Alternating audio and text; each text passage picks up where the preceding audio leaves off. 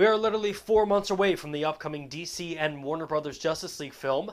However, we're starting to get a glimpse as to what the future holds for DC comic fans. DC has plans to release solo films for The Flash, Batman, Aquaman, and Cyborg.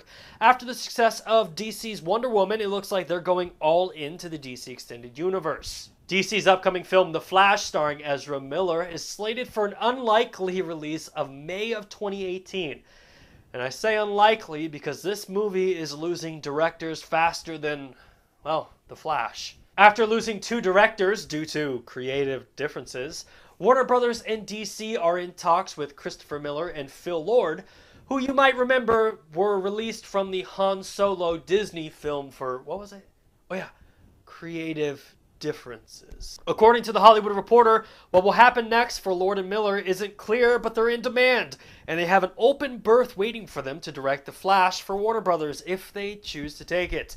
The Hollywood Reporter explained they had left the film for Han's Solo movie, but could return. So let me get this straight. Christopher Miller and Phil Lord originally signed up to do The Flash, but turned it down when Disney came to town and said, hey, how'd you guys like to do a Han Solo film? But then they got fired from the Han Solo film because of creative differences. But now they're coming back to Warner Brothers and saying like, hey, we're back. We were just kidding. We want to direct your film. I mean, that's like figuratively going and dumping your girlfriend for the hotter girl that wants to take you to prom. But then your hotter girlfriend breaks up with you because it's a joke. And then you go back to your other girlfriend and like, honey, you're way cuter, I promise. I want to be with you instead. This movie sounds like it's off to a great start. So with production of the upcoming Flash film paused, it looks like Warner Brothers is trying to find another DC property that they can accelerate production and release in the year 2018. And you guessed it, they want to do Batman. Ben Affleck's first solo Batman film is currently slated for the year 2019. However, I think if DC and Warner Brothers had their way, this thing would be releasing in fall of 2018. Currently, the director for the Batman film, Matt Reeves, is promoting his current film, War for the Planet of the Apes, and in interviews, he's kind of been describing what drew him to this film. One of the reasons I was drawn to this is I had a similar fascination to Batman when I was younger that I had to the Apes series, which I was obsessed with. I see a parallel emotionally between Caesar and Batman, in that they're both characters who are tortured and trying to sort of grapple with themselves to find the way to do the right thing in a very imperfect and to some degree corrupt world. It's really that emotionality that I'm interested in. In all of my films, what I try to do is an almost Hitchcockian sense. I use the camera and use the storytelling so that you become the character and you emphasize with that point of view. I think there's a chance to do an almost noir-driven detective version of Batman that is point of view driven in a very, very powerful way that hopefully is going to connect you to what's going on inside of his head and inside of his heart. Having the brand new Batman movie feel like a detective noir film is a great way to differentiate it from Wonder Woman and Superman. Marvel does this perfectly with their universe. You'll notice that the Avengers movies have a certain feel and a certain style. However, when the heroes branch off and do their own movies, it feels like their own movie. Iron Man feels like an Iron Man film. Captain America feels like a political drama or a political espionage or some type of conspiracy theory film. And if DC is able to capitalize on this and make a Batman film feel like a Batman film, while each and every one of the heroes have their own style, and then they bring them together for the Justice League films, they could see success with this franchise. Currently, Joe Manganiello is signed on to play the villain Deathstroke, aka Slade Wilson, and if the world's greatest assassin is going to play opposite of the Batman, then this makes this oh so much more intriguing. Every great detective movie needs murder and a lot of it, and if Slade Wilson is responsible, there's going to be a ton of murder. If you don't believe me, I present to you the upcoming Batman film produced exclusively for you by Nerf Report Studios. I still ask myself over it.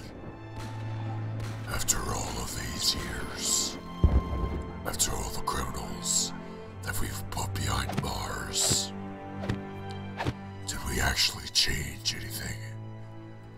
Was it for any good? Is Gotham any safer? Or does it blindly hope that I will be there to save it? So when I'm gone, Alfred.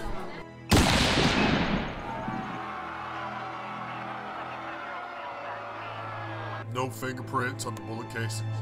No signs of force injury. It's the 5th assassination this week, sir. What is this? Thank you for meeting me. I'm sure you've heard by now, but there's been a series of assassinations, and we need your... I thought I made it very clear, Gordon.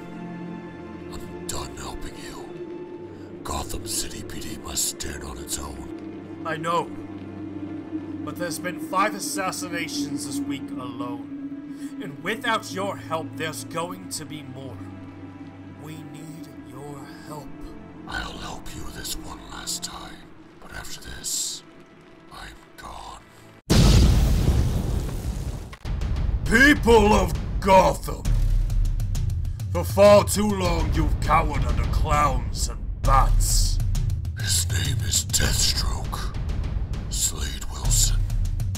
While your leaders paint me as the villain, the true villain of Gotham hides in his tower. Wayne Enterprises. Gordon, have GCPD evacuate Wayne Enterprises. Deathstroke is coming. The city will burn! And I will raise it from its ashes. You don't have to do this, Slade. The noble Batman trying to save the day. I'm going to destroy this city, Batman. I'll die before I allow you to do that. That can be arranged, Batman. Gotham will burn.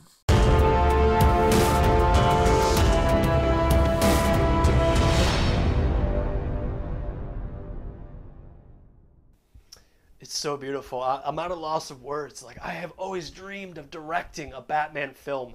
And now that I've finally done it, well, the Nerf Report's all downhill from here. In all seriousness, though, having a noir-driven Batman is a genius idea. And honestly, I'm counting down the days to see this film. Or I could literally just watch mine over and over and over again. I mean, seriously, DC, you can literally now fire your entire writing staff, just have them produce the Nerf Report's Batman as a real-life action movie, and hey, I'll split the commission with you. You can start sending me paychecks now, preferably in large bills, though.